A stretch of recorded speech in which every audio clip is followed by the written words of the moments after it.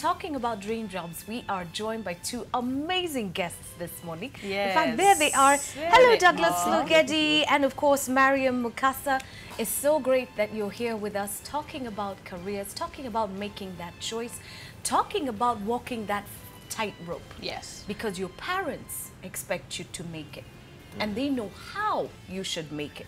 Even going to uni, and they're spending money on school fees, and you don't even go for class because you don't even care. That's just bad manners. Do not make your parents pay for things that you're not going to use. You may as well stay home. Then, of course, on the other side is you, your ambition, your future. Because while they may have wonderful plans for you, you're the one who's going to live this dream. But is it in line with what you want to do? Let's talk about walking that tightrope next.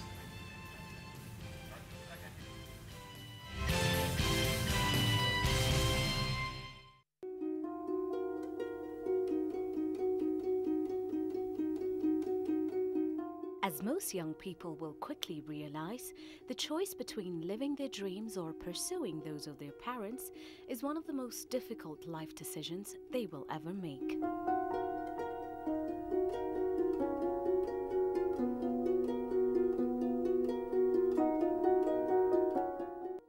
The idea that parents try to live out their dreams through their children goes back at least as far as Sigmund Freud and Carl Jung, both of whom theorized about this phenomenon.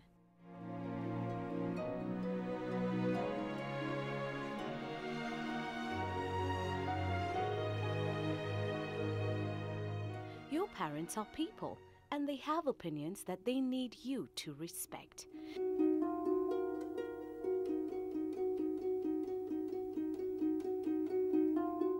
However, in understanding many parents' reluctance to support their children's dreams, several reasons for resistance have been put across. For instance, the need to shield children from the disappointment that comes when dreams are not realized.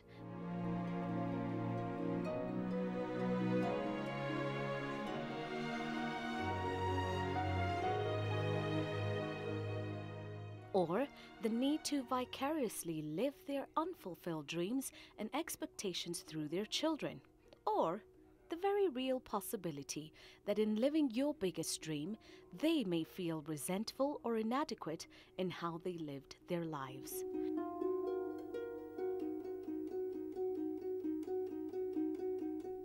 But whatever the underlying reasons may be, parents only want the best for you, and after all, you are their responsibility. So, in taking into account parents' direction and guidance, it is important for children to establish their own autonomy.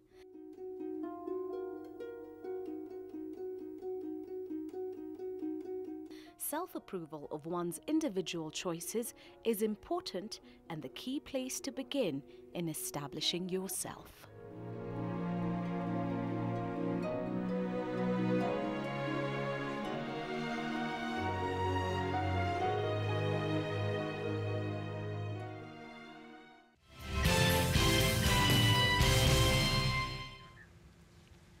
Joining us this morning on AM Live to talk about that fine rope, to talk about finding the dream of, finding the job of your dreams. We've got Douglas and of course Miriam. Thank you so very much for making the time to be here. Welcome. I hope you're both happy. Very happy. Yeah. Very happy. All right, now I'm going to start with Miriam. Yeah. Finding your career, knowing what it is that you want to do. What are the hallmarks of knowing for sure? Because, you know, as a child growing up, you can be so many things. Indeed. In the morning, you're an astronaut. Indeed. In the afternoon, you're a nurse. But then at some point, as you get older, Yes. there's certain things that begin to stand out. Yes. So when do you know that this is it, as opposed to this one? Sure. I think, first of all, thank you for inviting us today, and good morning to your viewers. First of all, I would like to say there is no one-size-fits-all. Because, for example, I know at 17, I thought I wanted to be an accountant until I worked as an intern. And so knowing what you want is great, but also knowing what you don't want.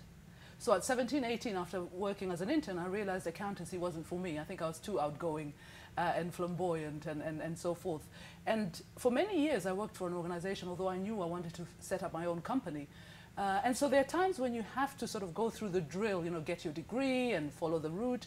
But deep down, you know, you're not really living the life that you really want. I'm fortunate enough in that now I am. Yes, it has its challenges running your own business. But there are many people, you know, in their 40s now who perhaps are lawyers, accountants, and so forth, who should have been artists and creative people. And especially within our African culture, there's something about, you know, always being an engineer, a lawyer, a doctor, and so forth, a banker. Whereas we need to encourage, you know, people have different skills. Right. And so forth. So there is no one-size-fits-all, but even knowing what you don't want is a start. Okay. Talking to you, Douglas. Yes. You are a student. Yes. Where do you go to school? Good morning to viewers. My name is Douglas Logedi. I'm a student at Kenyatta University. I'm an alumni student at high school called Lusengeli Secondary School right in Western Kenya. And I'm sure they are watching this right now. Oh, what? Yeah. So coming in, of course, to the city, going to KU, meeting different people, interacting with different cultures and possibilities. Of course, you came in and took up a course. Yes. What you went to study at KU, yes. was it what you wanted? First of all, let me start by saying that the Kenyan curriculum doesn't encourage, especially the students who excel very well in the academics, doesn't give them a very wide chance to make a choice on what they want to study, because we all know about the joint admissions board choices. And you talk to students at the universities and most of them are studying actually what they were given and not what they would have wanted to study given the last choice to make the choice. All right, because I remember in high school when you're given the forms to select the different high schools that the different universities that you want to go to, you've got a list. You've got your first choice, you've got your second choice, you've got your third choice, you've got your fourth choice, and depending on your grades, they're going to pretty much select what course they think your grades would be good for. Exactly. So if you're an A student, chances are you may just be shipped off to medicine school. Meanwhile, you probably wanted to try on architecture or design. Exactly. In fact, there are friends of mine who are taking engineering right now, and you meet this student and he tells you, I wish I was doing business like you, because this is where their passion is, this is where their heart is. But he's doing engineering because he got 8 straight A's at high school, and 8 straight A's merited him for engineering. And so the Joint Admissions Board thought the student can take engineering. But the reality is this may be even an artist. This may even be a sportsman. Right. This may even be somebody who has a passion in business or entrepreneurship. And that's why it's important for students to have that last choice in what they want to do rather than being given the choice by maybe the Joint Admissions Board. I wish there was some format whereby the students can have their last say, but then quite a number of students actually do what they like. I do what I like. I like business. I like business from, okay, in Form 1 I wanted to be a pilot, and Form 2 the dream came down, so I thought medicine could do. Why did the dream come down? Physics was hard. You look at geography and I'm like... You're with friends, you can tell us the truth. Yeah, you look at it and you're like, okay, I want to be a pilot, but do I really have the guts to get on this plane and fly it? No, let me try medicine. Then you are like, okay, I can't even slaughter a chicken, so how am I going to operate a human being? When you're like, okay, where else can I fit? I think I fit in business. You try it out once, twice, you look at people doing business and you think, this is where I fit. Okay. And I like it because my father supported me on my choice, and the whole family supported me on it. My father told me, you know what, Douglas, this life is yours, and you have to live it even after I'm gone. So make a choice that you will want to live with, that you'll want to accept even before your children. And you've been blessed, of course, to have a wonderful father who stood with you despite the choices, and despite the ups and downs and everything, but supported your idea. But coming back to you, Miriam, if you look at the education system that we have, it doesn't nurture identification of one's strengths from a young age, because like he said, in Form 1 this is what he wanted to do. Form 2 it changed into something else. Form 3, Form 4, that's pretty much when he starts finding footing. If you could change something about our education system today, or if you could add something, what would that be? I think more than anything, it's never too early to start researching in terms of careers. Now, you know, my expertise as such is more careers because I'm a headhunter, so I recruit from, well, graduate level is recruitment, but I also recruit up to CEO level. And so the point that I'm trying to say is we also have to have careers offices as well at school. I think at university it's too late. And in fact, here in Kenya, unlike if you compare to the US and UK, some young people don't even start internships until after they graduate. Now, I regard internships as an investment rather than an expense, because it also gives the young people an opportunity to sift themselves out if it's not the career for them, and the companies to be able to see who's the right candidate. We leave things a bit too late at the moment.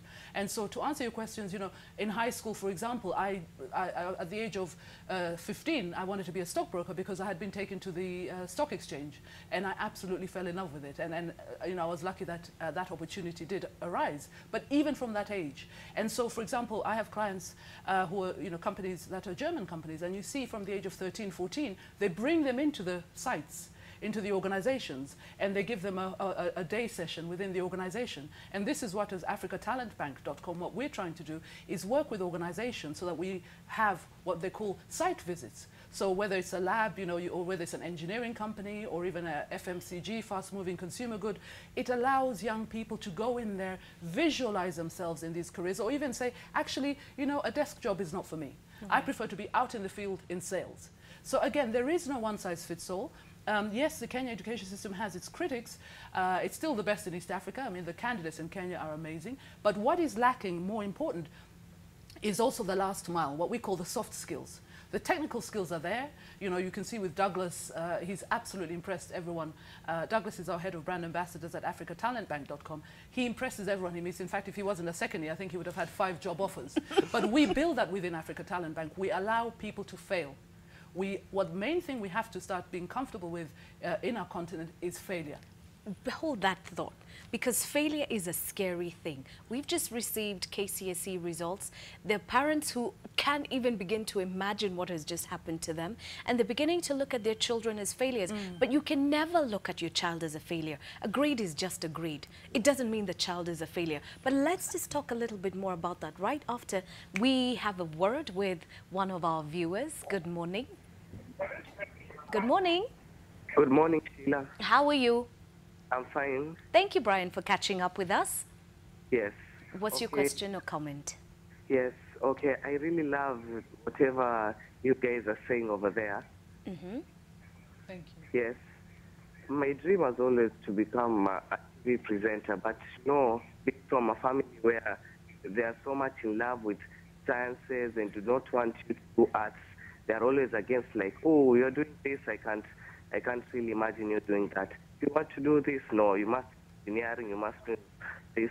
But it has always been my passion, and I was asking if you guys can help me out on the next choice that I should make so that I can achieve that dream. Okay. Because connections are lacking.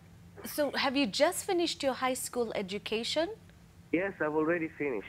And now you're looking forward to going into uni? Yes. All right. Miriam. I mean, the thing is, you know, yes, we hear stories like this all the time. And although we very much have corporate clients, we also encourage art, creativity, and so forth. But one of the things I would say to Brian is, it's all well and good wishing you had this career. Show your parents. Action speaks louder than words. You know, many people say, I want to open my business. But, you know, at 9 o'clock in the morning, they're still in bed, you know, or they're doing, you know. Show your parents that you mean business. So if you want to be an artist, you know, show them that you're serious. You wake up early, you start your painting, or you start acting, or you start, you know, classes and so forth. And I would say the same to Brian as well. Action speaks louder than words. So although we support young people and we try and encourage them, we also say that they also have to do some heavy lifting. You know, parents have to see and be convinced. Douglas and I are both lucky that we had parents who encouraged us. Of course, you know, my mother would have loved me to have been a doctor and whatever, but I think she's still waiting for me to get a real job. All this technology, social media thing is still something she doesn't get. But we were both lucky in that, you know, as I said, you know, parents also, we have to encourage our children that failure is not the end of the world. We learn from failure. We don't learn from success. I have failed many times. I will continue to fail. And that's what we encourage at AfricaTalentbank.com. To be yourself, you have to be comfortable with failure. So I would say, Brian, start off by showing your parents, you know, show your parents that, you know, you want to be a TV presenter. These days, you don't need expensive equipment. Just do a big homemade reel or get a friend on a phone to interview you. Get friends, like, you know, pretend to be in a situation like this in your sitting room, interview people, and so forth. It'll take convincing, but if you're passionate about something, you won't give up. Okay, so good luck, Brian, and try. Make that first move. Yeah. Initiative is everything, exactly. Okay? Thank you. All right. But coming back to you, Douglas. Yes. Getting your father to jump on board, it's nice to have supportive parents, but you must have put something in for him to look at you and say, Enyewe, Yeah. I'm going to support my son. Yeah. So what did you do to convince him? You know, we are living in a generation where the young people are kind of not trusted by their parents. And it's not because our parents don't want to trust us, but it's because we make them not trust us. And it goes down to what we do in our early ages, how good we are at what responsibility we are given. My father really trusted me with a lot of things. One is he trusted me with decision-making as early as Form 2. I was in a different school altogether. And I walked to my father and told him, you know what, if I continue being in this school, I'm going to fail.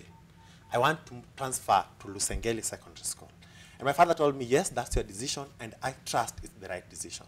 So he asked for permission from Lusengeli Secondary School, and I was transferred there. So he trusted me with the decisions, and he trusted me to make the right decision.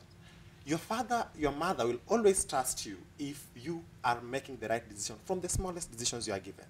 If you are firstborn and you can't even lead your lastborn, then you don't expect your father to allow you to lead your career. So he will choose a career that he thinks is fit for you. My father told me, even when I was joining university, that I wanted you to be a doctor. But you chose business, go and do that business. And it's because the simple choice that I made, he trusts it even right now. He even asked me, are you still comfortable with business? And I tell him, I'm more comfortable than when I was starting. And he says, okay, go ahead. Yeah. Like, keep going. Exactly, yeah. So it's about instilling confidence in your parents about you. Yes. Now, the next thing is about how the environment perceives you, how the people around your father perceives you, how the people around your teachers perceive you, and how your fellow young people perceive you. Because they'll talk to your parents, even without telling you they have talked to them. And you don't know what they'll tell them. And if they don't perceive you well, then you will always be worried about what they're telling your parents. Okay. Let me pose the second question to the parents about you trust your child, you took your child to a national school, a provincial school, a boarding school, and your child has come out and has passed. The next question is, your child is living a whole life after you, and maybe 10, 20, 30 years after maybe you've passed. God forbid you pass that early. But then, question is, why are you making this choice for him that he'll regret? What if he goes and gets the medicine degree and comes and tells you, Father, here's your medicine degree. Now let me go back and look for my business degree. It will be an embarrassment and a waste of time. And you've wasted money exactly, as well. Yeah. And Douglas has raised a really important point about trust. And this is one of the things that, you know, Douglas is only 22, and yet we have to, you know, I trust him. You've got such wisdom. I know, and I trust him, and we encourage, because a lot of the times he has to sort of run things in my absence, as well as some of his young Kenyan counterparts. And so this is where, you know, I have to trust them with my future, my little money, my, you know, investments and so forth, and they deliver. Okay. So yes, so let's start to trust a bit more. Be Right. comfortable with failure, but you know, even young people. Just do something. It doesn't just get handed to you. But Douglas, I know you really want to say something. But okay, say something to us very quickly, and then we can cross over to our viewer who's waiting online. So go ahead. For the young people, what I would say is don't fear to fail, as Miriam said. Somebody told me recently that if you have to fail, fail early and fail very fast, then wake up to catch up with the rest. Maybe let's get from the viewer first. Okay. All right. So viewer on the line. Hello. Hello. How are you? I'm fine, thank you. What's your name? My name is Winnie Shirley. Uh-huh. I'm calling from Mombasa. Yes, Winnie. I wanted to ask a question of the two gentle people there. Yeah. My daughter finished her KCSE last year. Uh-huh. She attained an A- grade, and she looks like confused on what course to take. Sorry? She attained an A- grade. Wonderful. Uh-huh. But now the problem is people are failing. She wanted to do chemical engineering. People university. People are influencing her decision? Yes, people are telling her that this career is flooded, there are no jobs in Kenya, like that thing. Uh-huh. So I'm also confused as a parent, because I was happy when my daughter attained those grades. Okay, and what career is this that she's being discouraged away from? Chemical engineering. And is it something she wants to do? That is what she wanted to do, really. Miriam, jump in here. Chemical An engineering. engineer in chemical engineering, but everybody is telling, what kind of a job? Oh yeah, there are no industries in Kenya. Oh, so I'm also confused as a parent what to do. Sure. I mean, first of all, you know, as a parent, the fact that Winnie has called in is a tribute to her, and obviously the trust and the care that she has for her daughter. First of all, chemical engineering. Just last night, I was talking to some at a reception specifically for foreign investors looking at the Kenya. You can imagine the oil, gas, mining industry. That is, yes, it's not as mature as some other countries in Africa, but that's the industry at the moment, Winnie. If that's what your daughter wants to do, it could be because it's not a very mature industry in Kenya. They are desperate for people. But obviously they also need the right skill set. So I would definitely encourage your daughter to stay if that's what she wants to do, because that is an industry that is absolutely going to grow here in Kenya. But she, if that's where her heart is, I would say Winnie, definitely encourage her. Many people will say, oh, there are not jobs here, they're not, which to be fair, these are challenging times. There are a lot of opportunities that are still, growing. Absolutely. There are many growing opportunities. I have some jobs that I can't fill. And so forth. So again, there are many people looking at Kenya. Kenya is an exciting destination. I look at Kenya now, perhaps where India was some years ago. And there's so much excitement in Kenya. The youth, I mean, I don't deal, my generation X, we've kind of had our time. I look at the young people now, especially in Kenya, and think, wow. Yeah, and that is exciting. That is very exciting. Usishuku Winnie, support your daughter if it's what she wants to do, and she's going to make a lot of money one day. One day, yeah. But the most important thing, other than the money, is she'll be living her dream.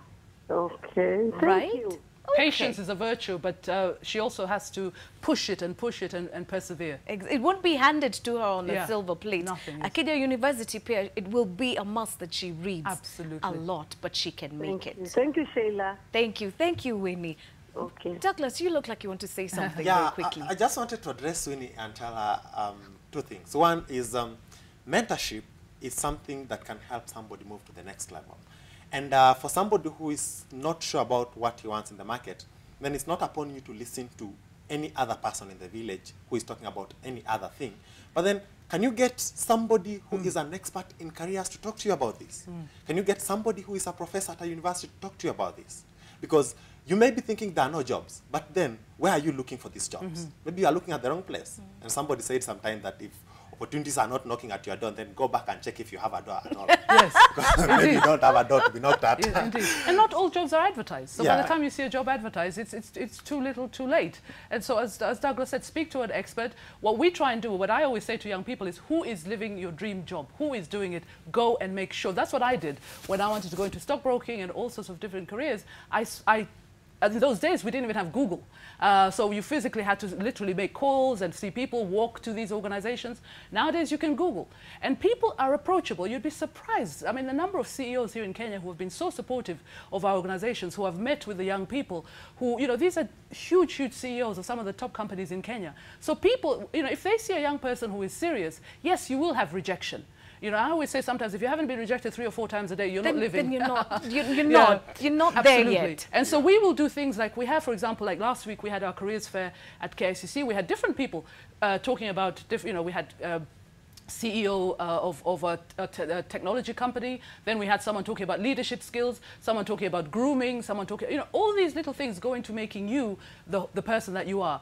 And being able, of course, to live that dream. But more important, think like a leader. Whatever job you do, think like a leader rather than a follower. And this is why we have a leadership event in July this year, God willing. Hold up. You're going to give us more details about that and what we can expect in just a moment. Okay. Kobe is waiting by our touch screen with tons of feedback. Wow, Kobe, what's going on there? Yes, indeed. We have Dex Graphics, who's just written in via Twitter. Thank you for your feedback, guys. Who says, a great debate about career choice. I fell into the trap where I had to do economics, but I wanted to pursue a degree in graphics design. He is exactly why we're having this discussion.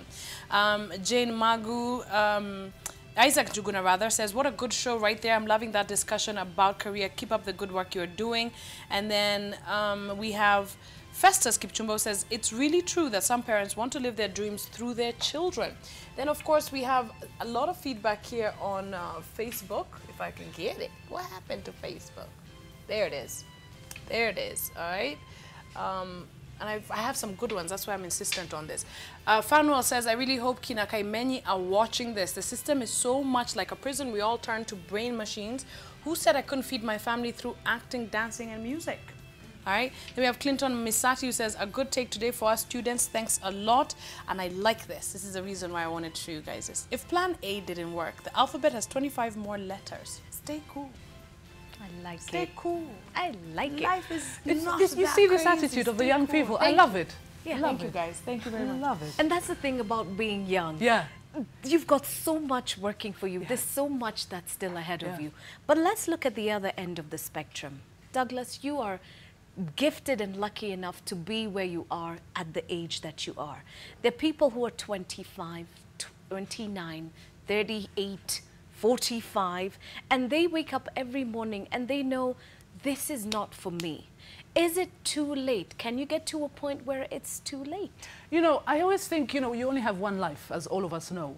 And I always believe it's never too late. You know, I'm not exactly in my 20s, far from it.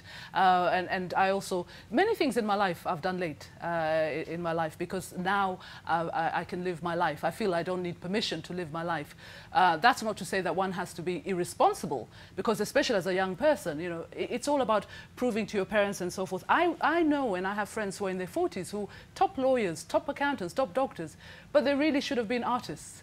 And because of obviously children, school fees and whatever, they have to stay in those jobs. And I always say to the young people, nobody's saying life will always be blissful. You will always have challenges. But to wake up in the morning when the alarm goes off and to just really be down is not a good feeling. And many people go through that. Yes, sometimes financially you have to do what you have to do to provide. That is a separate discussion. But it's never, I don't think it's ever too late, especially in this day and age that we live in the technology world. You want to get your master's, you can also do it online. I know nowadays when I try and teach myself new skills, because working with young people, you can imagine I always have to be on top of things. You always have to technology. be working fast. Technology-wise, I always, first of all, I have to be working fast. I started as a recruitment company. We're now going into lifestyle. We're going into all sorts of things, branding and so forth, because the young people are taking us there. And it's, you know, it's either you get on that train or you'll be run over by the train. So if you're an older person and you wanted to become a nurse and, you know, despite the fact that you're a lawyer, or you want to become a teacher, I have a dream of one day becoming a primary school teacher. And I still have that dream. And at the moment I'm working with graduates, but I'm going to work my way down. And so, again, you don't need to spend all that money at the moment while you try and, because you don't want to waste money if it's not necessarily you. Part of life is researching. Go online, look at YouTube clips. Who is doing the job that you think is a dream job? Speak with them.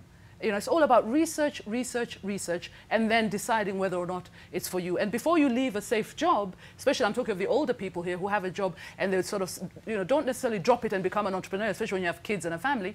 I know before setting up my company, I was doing this, you know, literally waking up at 5, trying to set up the company, going to a 9-to-5 job, coming back, working until 12 at night. It can be difficult. It's difficult, but it's what I wanted. And it's better that if I failed, that I failed while I still had a permanent job, especially if you're older and you have children and family. Always make sure your safety net Have a safety is in net. I place. take risks, but I take calculated risks. All right.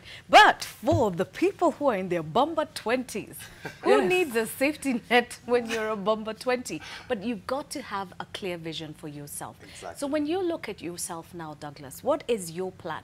You're still in school, very clear about the course that you're taking. It's right in line with what it is that you want to do. Ukishamaliza, what happens next? What's your plan? Now, my career plan is actually my vision is so clear in my head, more clear than in any other head around. Thank God for that, because you will have to live it. Exactly, yeah. So what I look at, first of all, let me backdate myself a little bit. When I was in Form 4, I actually always told my teachers that I'll be the first student in this school to either get an A or an A-, and I scored it. And I told my father, A or A-, you know, I you can scored have an both. A-. I scored an A-, a very proud Well A- done. in Lusengeli. Now, then I told my father, I was actually far from home when the results came, and I told my father, you know what? I want to make the whole of that sub-location proud. And how am I going to do that? I'm going to university and I'm going to excel even before I finish. And that's still my dream. One of the things I'm looking at is before I graduate, and actually this is so practical, before I graduate, I should be able to fend for my family and take care of some other people. In fact, I keep telling my father it's almost time for him to start relaxing and start eating soft. Yeah. Wow. So sometime next year, maybe early next year, I'm looking at myself employed somewhere at a blue chip, that is. I look at myself in the view of global competition and not local competition. Exactly. And this is what our young people need to start thinking about. I have a friend who graduated from the University of Cape Town recently. Actually, he's one of the brand ambassadors. And he's graduating from University of Cape Town and coming back to Kenya to compete with you, Yes. who is graduating from Maseno, KU, University of Nairobi. Look at that. And the standards in South Africa are far above Kenya. I have friends who are in the University of Oxford, some who are even in the UK, School of Business, and they'll come back to Kenya and compete with us. Yes. So I look at myself as a global brand, and that's why I look at myself as having a job next year. 6, 7 years down the line, I look at myself as being an employer, actually. Yeah. Yeah. Fantastic. I mean, Douglas is exactly a testament of the sort of candidates that we encourage, we push, we expect discipline. I won't lie. It's not a mollycoddling, you know, Douglas will tell you how strict I am and how strict, you know, we do require discipline. If you can't, you have to keep up. It's not for the others to drop down to your level. And so we take people and encourage their strengths. We encourage their entrepreneurship, because even when you work for a company, you still have to think like an entrepreneur. I find that young people here also parents need to trust them with money, because they arrive at university and they still don't know or understand the value of money. And so I was brought up by a single mother. So from a young age, I had to, you know, I was given a budget, go to the shop, this is the food for the week, and so forth. And I had to balance those books from a very young age. And so I find that sometimes even with young people, in fact, that's why we're trying to bring in people to train on money matters. Even soft skills like grooming, how you dress. People, you know, whether they go to interview, they might be inappropriately dressed, the way they communicate, communication skills. Right. All these are things that we ourselves are trying to train. Unfortunately, we can only focus on our brand ambassadors, but we're now looking to partner with many organizations. And it's ironic because Hot Sun Foundation, who you had earlier, we had actually also worked with them last year, because I'm always looking at youth and all these young promises. Okay. And so, yeah. Wow, I hate to cut you short, and I don't want both of you to leave, but we're already out of time. However, you will give us details of your social media sites, because you do have an event that's coming up in July. We've just finished one last week, but God willing, we have an event in July. Again, this is about leadership. So we will be looking at soft skills. So we will bring in experts to talk about leadership, we'll bring in CEOs and so forth. This is in July. So please do look at Facebook/AfricaTalentbank.com. We've also got a technology big event in October. Again, innovators, entrepreneurs, young people who have discovered it doesn't all have to be technology. It could be the young person in the village who has discovered a way to, some people have come up with these ways of using solar and so forth. So we're always looking at amazing things with young people. So AfricaTalentbank.com. And it's where we can find you for all the events that are coming up. Douglas, thank you so much for your time. I wish you all the very best. Big lesson learned this morning on AM Live. Whoever you are, wherever you may be, you're not just competing against Kamau next to you, Soju against Gashari over here. You're competing against the wolves, and you're competing against the Rogers and the everybody. You are on a global stage. Only you're located here in Kenya. Making that career choice is vital and crucial, and we hope you make the right choice.